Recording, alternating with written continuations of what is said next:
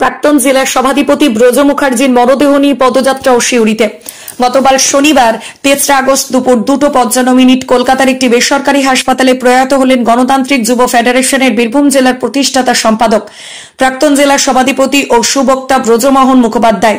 মৃত্যুকালে তার বয়স হয়েছিল 87 বছর।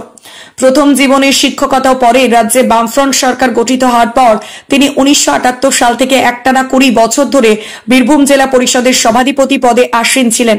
পরবর্তীতে তিনি একবার রামপুরহাট বিধানসভার এবং দুবার সিউড়ি বিধানসভার বিধায়ক হন।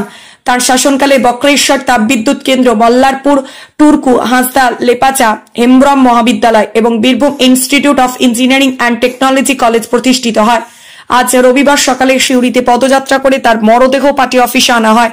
সেখানে তাকে মাল্যদান করে পলিট ব্যুরোর সদস্য তথা প্রাক্তন সাংসদ ডক্টর রামচন্দ্র ডোম, সিপিএম এর বীরভূম জেলা সম্পাদক গৌতম ঘোষ, কংগ্রেসের জেলা নেতৃত্ব মিল্টন রশিদ, চঞ্চল চ্যাটার্জি, তৃণমূলের কাউন্সিলর মোহাম্মদ সফি, দীপক রায় সহ বহু দলীয় নেতাকর্মী। ব্রজমোহন মুখোপাধ্যায় আগেই দেহদান করবার অঙ্গীকার করেছিলেন।